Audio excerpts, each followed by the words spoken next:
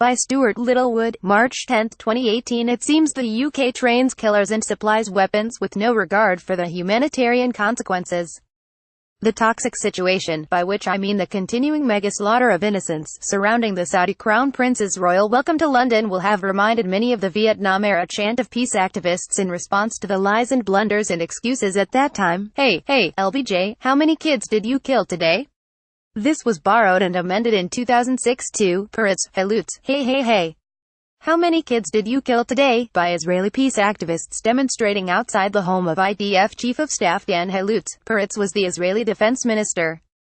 On the night of July 23, 2002, Halutz ordered a one-ton bomb to be dropped on an apartment building in a densely populated residential area of Gaza as part of Israel's assassination or targeted killings program.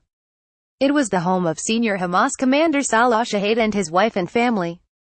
They and 7 members of the family next door and a dozen more civilians were killed, mostly children. 8 other houses were destroyed and up to 150 people injured. As a result, 27 Israeli pilots signed a letter of protest refusing to fly assassination missions over Gaza and the West Bank. Prime Minister Ariel Sharon called the operation to execute Shahid, his wife and kids and neighbors, and many more non-combatants, a success. A human rights organization said that dropping a one-ton bomb in the middle of the night on a tight-packed civilian neighborhood was a war crime. Gush Shalom, for example, wanted to turn the pilot over to the International Court of Justice in The Hague. In an interview with Haaretz, Halutz was reported as saying to his pilots, "You aren't the ones who choose the targets, and you are not the ones who chose the target in this particular case.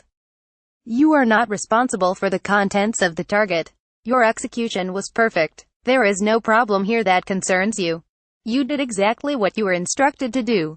It's the old story. They were only doing what they were told, following orders. Bright enough to fly a complex military jet that delivers death in abundance but too dim to tell right from wrong. Asked whether the operation was morally wrong in view of the civilian casualties, Halutz replied that the planning included moral consideration and a mistake or accident didn't make it wrong. Asked how he felt when he dropped a bomb, he said, "I feel a light bump to the plane as a result of the bomb's release. A second later it's gone, and that's all. That is what I feel." According to B'Tselem, the Israeli Information Center for Human Rights, in the period since September 2000, Israelis have killed 2,017 Palestinian children and Palestinians have killed 135 Israeli children. That's a slaughter rate of nearly 15 to 1, thanks to psychopaths like Halutz. If the mental attitude of the Saudi pilots bombing Yemen, and their British advisors, is anything like that of Israel's pilots and their commanders, it's no surprise that Yemen civilians are being massacred. We're told that British military experts are providing targeting training to Saudi forces for cruise missile attacks. They also deliver field artillery and weapons locating radar courses. But this targeting training hasn't prevented the bombing of schools, hospitals and weddings, and the appalling civilian casualties that go with it, leading to claims that UK training doesn't focus enough on compliance with international humanitarian law. Al Jazeera reports that a United Nations panel examined 10 air attacks in 2017 that killed 157 people, and found the targets included a migrant boat, a night market, 5 residential buildings, a motel, a vehicle and government forces. This is a report to the UN Security Council that has not been made public. It's very hard-hitting and very critical of all of the parties in the war in Yemen. The panel asked the Saudi-led coalition for the rationale behind these attacks but got no answer. As they were carried out by precision-guided munitions, it seems they were indeed the intended targets. Even if, in some cases, the Saudi-led coalition had targeted legitimate military objectives, the panel finds it highly unlikely that international humanitarian law principles of proportionality and precautions in attack were met. Added to this is the supply of pound billions worth of UK weaponry.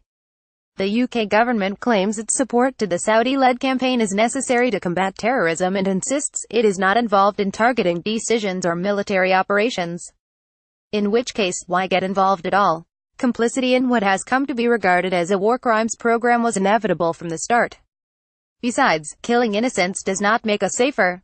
As for Mrs. May's repeated claim that Saudi intelligence has saved hundreds of British lives, I'd like to see proof. Otherwise I simply don't believe it, given that Saudi Arabia generates or backs much of the international terror we see today. Ending Brexit, deliberately mismanaged, it would appear, to open up an economic black hole, provides the excuse for stepping up trade and cooperation with some of the world's most repulsive regimes. Such is the mounting disgust of the British public that I won't be surprised to hear another new version of the peace chant, Salmon, May, hey, hey, hey. How many kids did you kill today?